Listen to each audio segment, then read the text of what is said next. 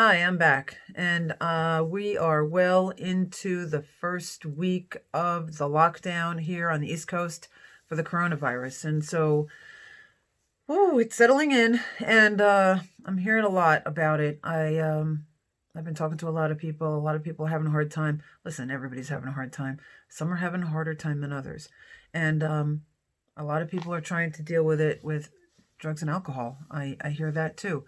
I have a feeling there's going to be a lot of anniversary dates of people getting sober or cleaning up next year. Let's hope. But um, the problem is that now a week into it, the tools that I've used to be able to handle any kind of emotions that I feel, being fear or grief or anger or resentment, self-pity, anything like that, any of the tools that I've ever had to deal with those emotions are beginning to wear a little thin.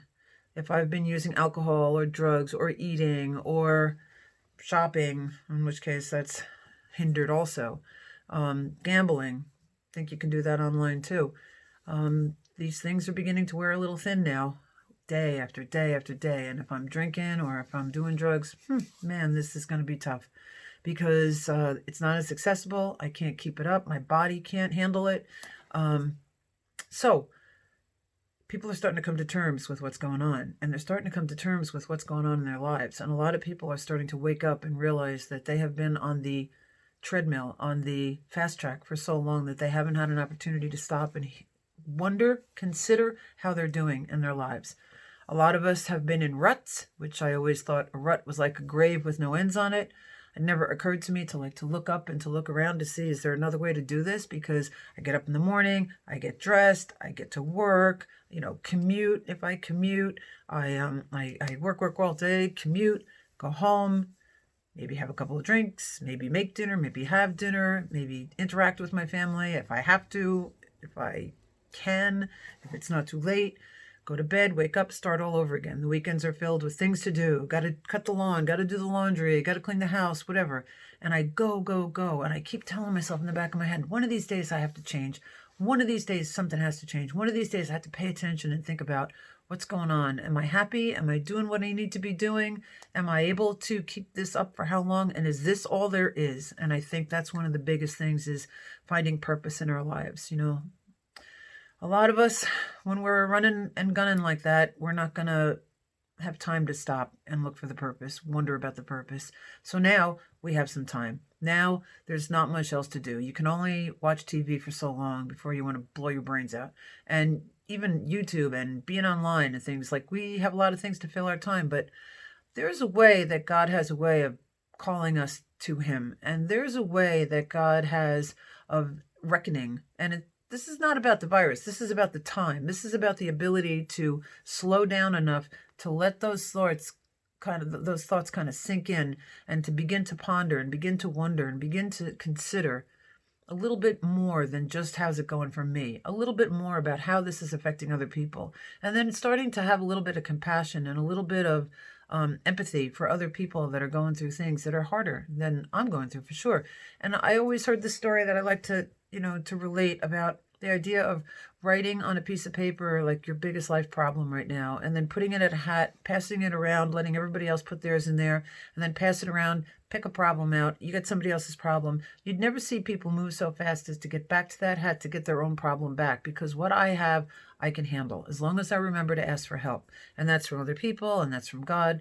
I'll always be able to handle it. It doesn't always feel like that, but the truth is I'll be able to handle it. I don't always like it, and I don't think that God really cares if I like it or not. I think God just wants to know, am I willing to accept it?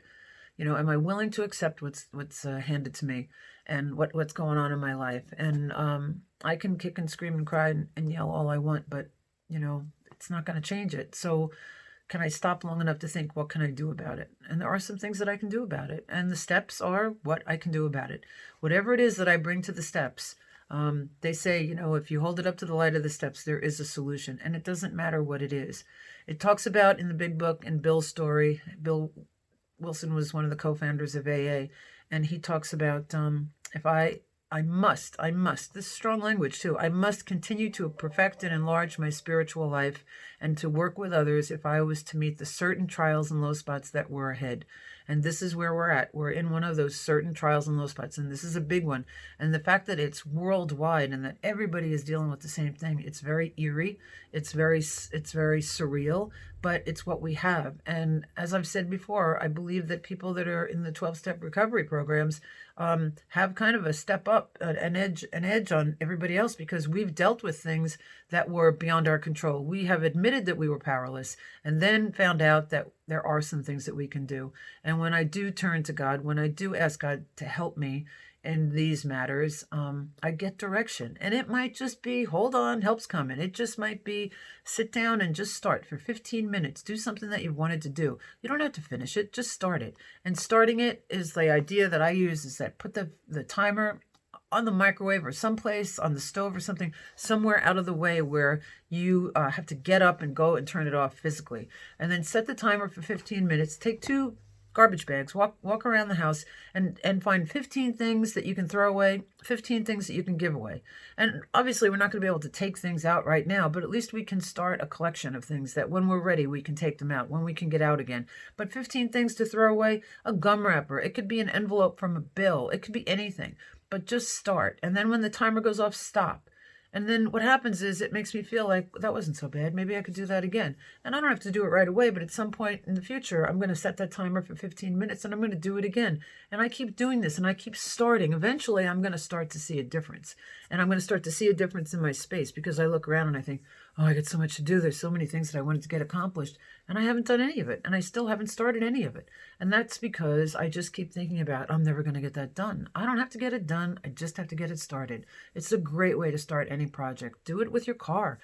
Clean out your car. Take a garbage bag out there and get 15 things that you can throw out. 15 things that put away where they belong. A lot of us have things that accumulate in the car and we never have time to go through it because we're always running back to sports games, taking the kids, going to school, going to work, going to the grocery store. So something can change. You can use this time that we have allotted to us for some kind of positive growth. There's something that I can do for myself that's going to make me feel better. Clean a room, clean a drawer, vacuum the rug, clean the car out, clean out one shelf of the refrigerator, something. Because ultimately, tomorrow morning when I wake up, I want to feel like at least I felt like I got something done. And I don't have to do all the time. But man, this is a great opportunity, you guys, to be able to use this time wisely and to be able to find a way that I can further the cause of me trying to take care of myself and quieting that ego that wants to tell me that I'm no good, that I'm not enough, that I don't do anything right. I don't know what I'm talking about, because all I want to do is worry about, what if I don't have a job? What if I'm not going to have enough? What if I can't do this? What if I can't do that? What if this keeps going on? And instead of saying that, keep your head where your feet are. Again, one day at a time. And the idea of, let tomorrow take care of itself. It's going to have enough trouble. Let's just do today. And if I can do today 1 minute at a time, 5 minutes at a time, an hour at a time, the day will pass. There'll be another day under my belt. Worrying about it isn't going to help me. They say, if you worry, why pray? And if you pray, why worry? Another girl I know says that, worrying is like praying for something that you don't want. Yeah. And it occurred to me one time when I was listening to somebody on the phone talking about what wasn't working.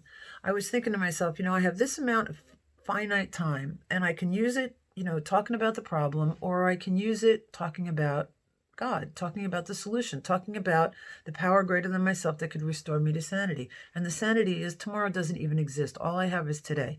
And I know a lot of people are going to want to argue with me about what if, about rent, about bills, about paychecks. Are you okay right in this moment?